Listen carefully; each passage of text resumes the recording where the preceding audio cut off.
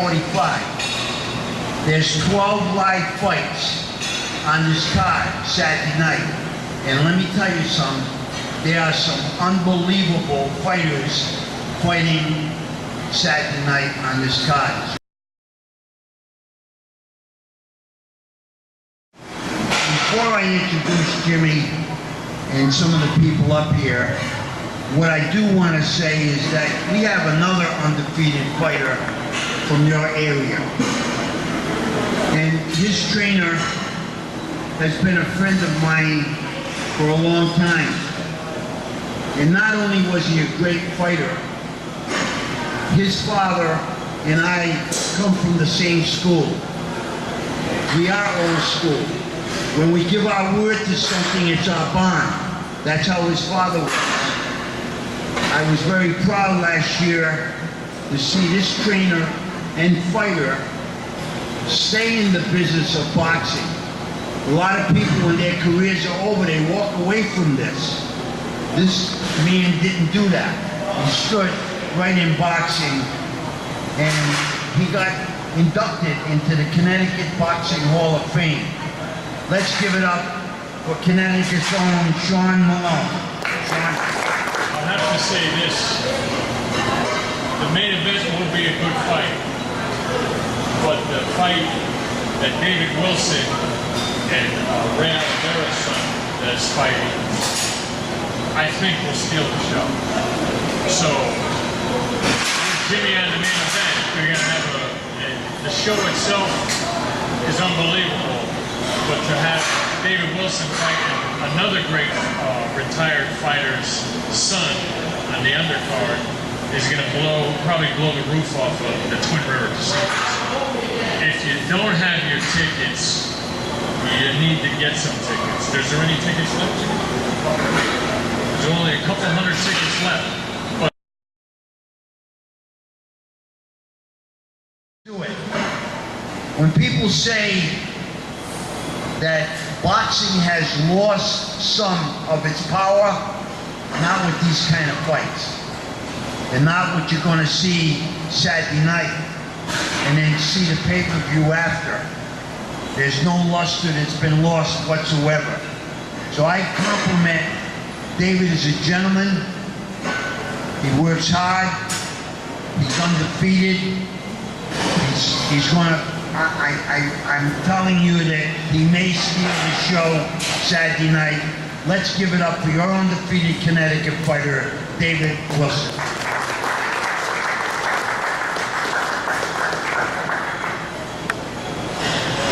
first off, I got to thank my trainer, Sean Malone.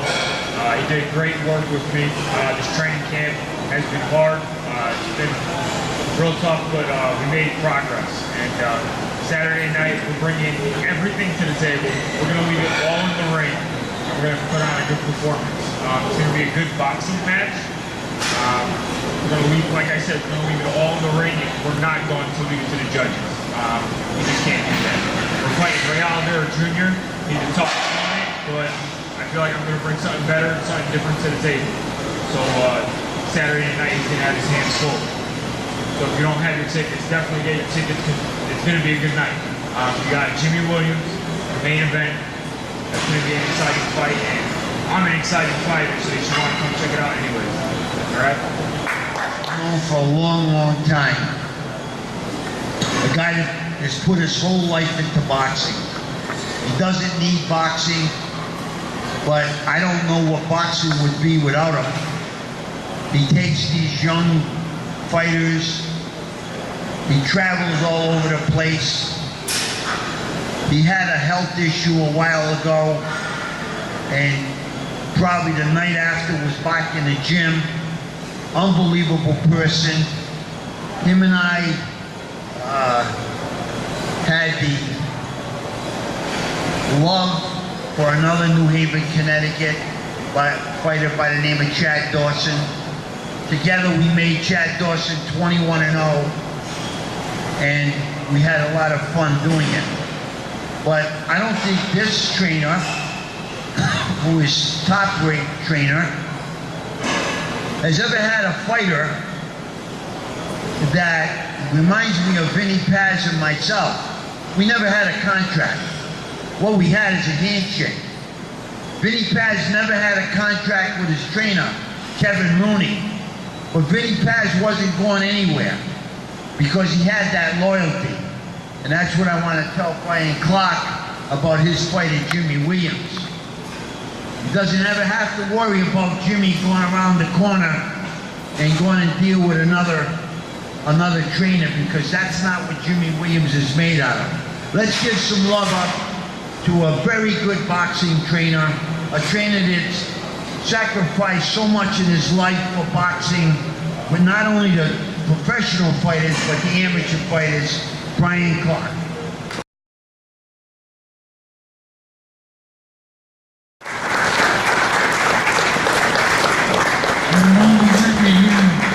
I'm having a lot of trouble talking this to make you happy. You know, I've been waiting a long time for Jimmy to sue on me today. And after his last fight, he's a whole different fighter after the fight. He came in, he's moving beautifully, he's punching shorter and sharper. Like, man, what happened to you? Now, you've just gotten so much better. Sometimes it just takes a little thing to finally click. It's for what, 3 years? 3 years. And at one time, I mean, I got out of the hospital, open heart surgery, and I was working the corner that same night. They had to push me up the stairs. But you know, I had 2 fighters on that did the job. But right now, I'm hard to please, and right now, I'm very happy with what Jimmy's doing. Right, so I can't wait to talk, so let's do that. Voice. Okay. But you still got up there and talk. I would like to introduce also in the Jimmy Williams camp a guy that didn't know too much about boxing before he got started, but he's a worker. He's just the same mold of Jimmy Williams. What he says, he does. He works very hard for the events to be successful, for the benefit of his fighter. I want you to give it up for Connecticut's own Carmen Romano. Thanks, I want to thank everybody for coming out and for Jimmy giving this opportunity for Jimmy Williams to come right back into the ring after a quick knockout last time, and Jimmy taking this fight, and no matter what, knowing that his wife was pregnant and she could have the babies anytime, she ended up having them early after we committed to the fight. But like Jimmy said, we're gonna fight no matter what, and so he's more energized than ever and a happy father, and he's gonna put on a great fight on September 16th, Saturday night, and we're gonna be ready to go and be 15-0.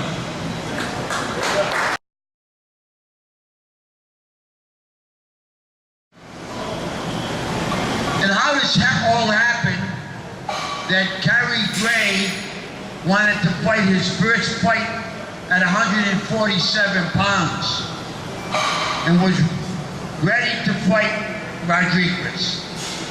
And at home, he had an accident and had 18 stitches in his arm, so he couldn't fight. So before I made any decisions, I called the Williams team. I actually called Jimmy Williams first. I actually talked to him Saturday night after his fight. He snuck out of the room from his wife for a few minutes. And I said, I want you to think about something. Don't give me an answer now, but I just want you to think about something. How about defending your title again in 3 weeks? Don't answer me now, but I kind of seen his face light up. So I knew what the answer was going to be. I said, rest on it tonight, enjoy your victory for the weekend, and we'll talk a little more about this opportunity. You know, one door closes for someone, you better be ready for that opportunity. But Jimmy, you are not under any condition to take this fighter lightly. This fighter knows, as Kinda knew, what an opportunity it is to take this belt away from you. This isn't a fighter that's coming here as an opponent. And in a little conversation, he says, I'm coming to Twin River Casino to not only take the belt back home with me that Jimmy Williams had, but I'm gonna kick his ass. Okay? So this is what he's talking about. I want them to stay focused about Saturday night. But I've already had another offer for Jimmy Williams beyond Saturday night. But Saturday night's the deal. We can't go anywhere and do anything until we defend this belt on Saturday night. So let's give some love up to your fighter, New Haven's own, Jimmy Williams.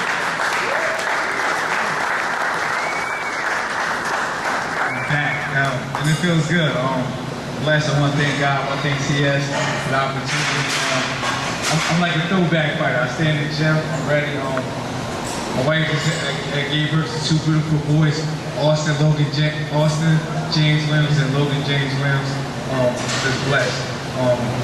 Soon as she out of delivery, I was in the gym the next day. I'm just so focused and so ready. This is what I do. This is how I feed my family. I'm so focused. This fight is a risk. Juan Rodriguez got everything to gain in this fight. But I'm in a risky business, and this is what I do. I'm a champion. I'm a true champion. I run from nobody, and I'm so ready. I had great sparring, fighting southpaw. This is the first time I'm fighting left-handed. But I've been getting tremendous work. Thank you, Dave. A great left-hander. Another amateur, one of the top amateurs. Remember this name, Dave Sean Smith. I'm telling you, this is super free. One of the best amateurs around. One of the top southpaws. So we've been working for like 3 years now. So I'm ready to show people what I do against a southpaw fighter. But I'm just so ready. This fight going to tell a lot about my character. It's going to speak as a man. I just had 2 twin boys. And soon I leave here, I'm going to go change their diaper, feed them, and put them back to sleep. And then I'm going to sleep. You know? But that's the best. Winning fights, winning belts. All that stuff don't mean nothing to me right now. To see my baby boy's face, see him smile, and understand that daddy the fighter, and I'm going to go out here and kick Juan Rodriguez's ass. On my birthday, September 16th, this will be a war. I know, like you said, you're going to kick my ass, but we're going to see about that. I'm ready to fight. I'm war ready, always ready to go to war. I'm always prepared. I'm ready to go, and I know he's going to come. He's from New Jersey. I'm from New Jersey, so I know how we get down. So, but I'm ready. Like Brian said, something happened at this last fight. I don't know what it is, but I'm a different person. I'm smooth. I'm calm, I'm confident, and I'm just ready to go out and show people that I'm a true fighter. And I was like, how can I come? I just came off a knockout fight, so how good I'm going to look. I'm telling you, I'm going to be smooth. I want to thank my sponsors, all the whole Straight Jacket team, for keeping me in the gym, paying for everything you guys do for me. I'm totally blessed. Thank you, Chris. Thank you, Brian, for working with me. Thank you, Carmen, my manager, Jamie, my Tessie out there. Everybody support me, the whole city of New Haven. Like I said, this ain't no pushover fight. I'm in a position now where none of my fights are pushover fights. I'm a champion, and I'm gonna fight the best available fighter out there. And Juan Rodriguez, the opportunity presented itself, and I'm ready to go. And like I said, this is my birthday. I turned 31. Just had twins. God been so good to me. Everything I've been through, all the pain, all the suffering. I'm just glad I never gave up, because if I gave up, I won't be here right now. And now I'm just got nothing but smiles now, because I got a beautiful family, got a beautiful wife, got beautiful kids, and I'm a champion, and I'm going to remain a champion. Become September 16th. Damn, you're getting good up here with this fight. So your 2 sons, what kind of joy has that brought into your whole life, your whole equation here? It's definitely the best thing that ever happened to me. Like I said, besides I'm a champion and everything, but not like holding them in my arms and knowing that I created them. And I'm just ready to just take it to another level. I'm ready to provide for him. I'm just ready to get a big fight so I can give him everything that I didn't have in life. And just raise him the right way, hard work, beat anything. You put your work in, you got your mind right, nobody can stop you. That's correct. And you know, it's called perseverance. And no matter what type of business you're in, you gotta persevere. Saturday night at Twin River Casino. You want to say something?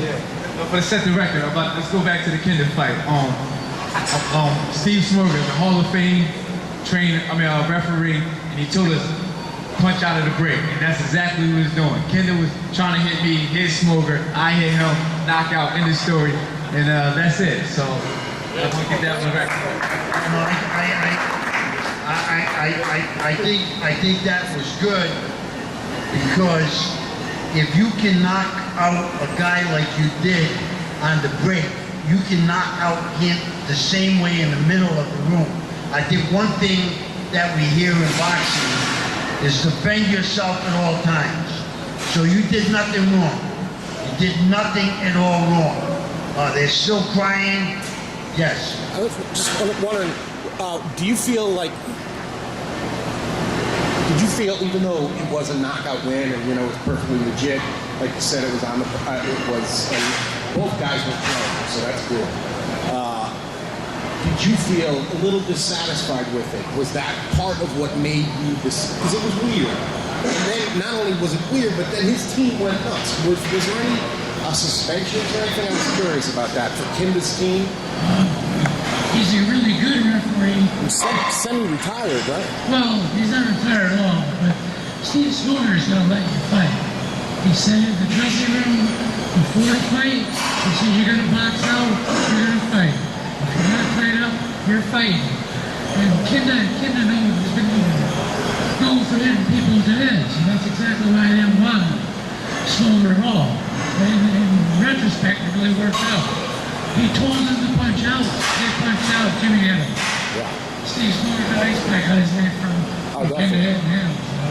And I thought the doctor kind of, because to me it looked like Kinda did a little acting, and the doctor overreacted. No. His eye. The reason the doctor jumped in because his eyes were rolling. That's why the doctor jumped in. Okay. Now, in the years I've been doing this, there's nothing in boxing I haven't done, including boxing. I've been an international boxing judge.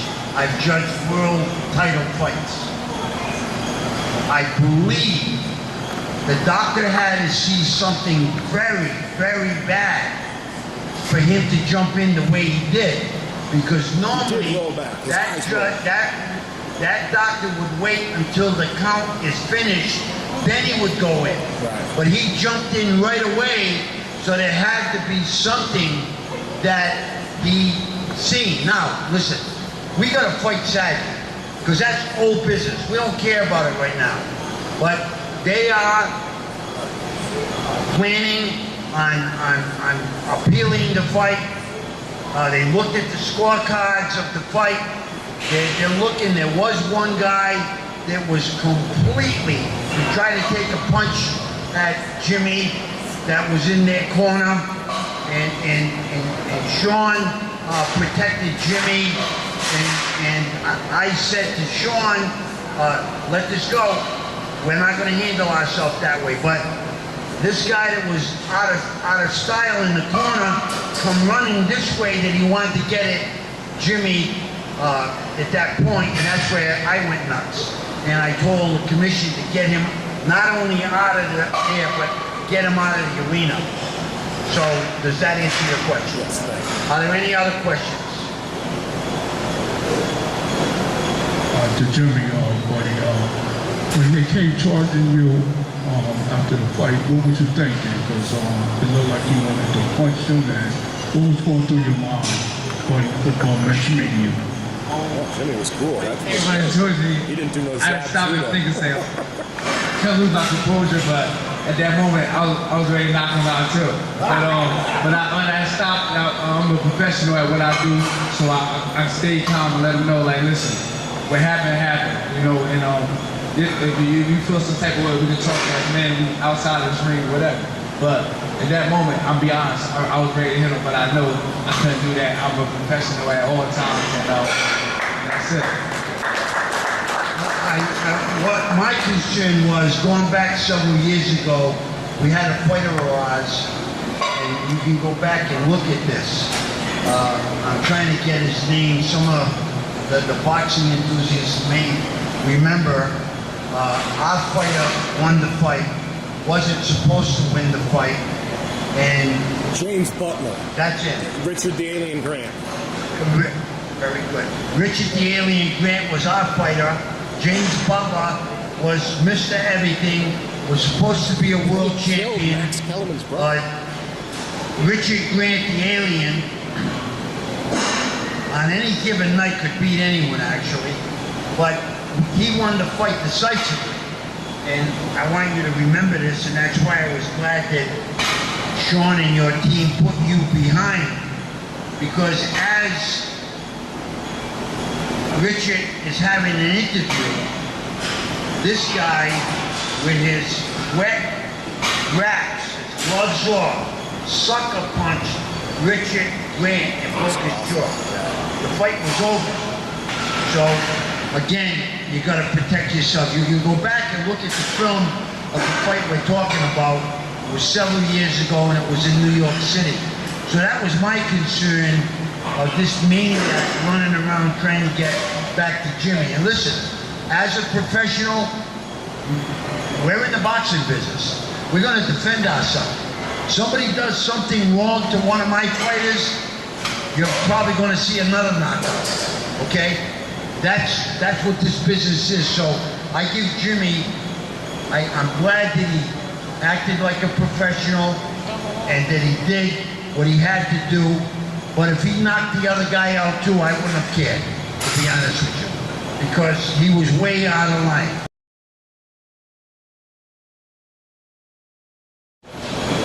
But I wanted to give Jimmy, don't forget, the fight ended. If Jimmy was in a tough 10-round battle and he got banged up a lot, wouldn't have even given him the offer to fight. I asked two questions to Jimmy.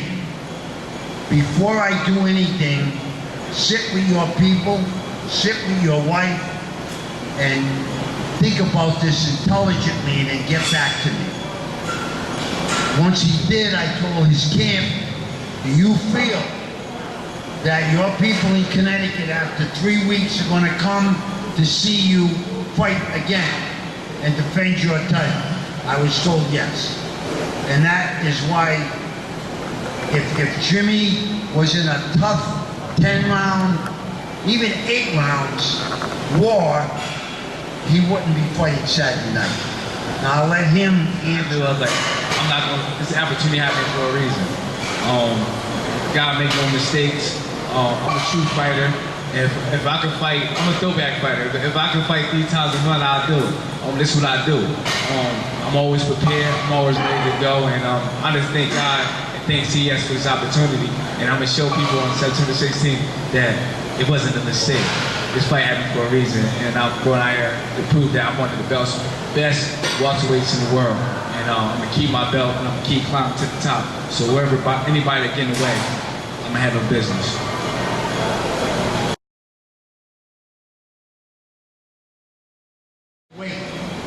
So remember, doors open at 5 o'clock, fight start promptly at 5:45.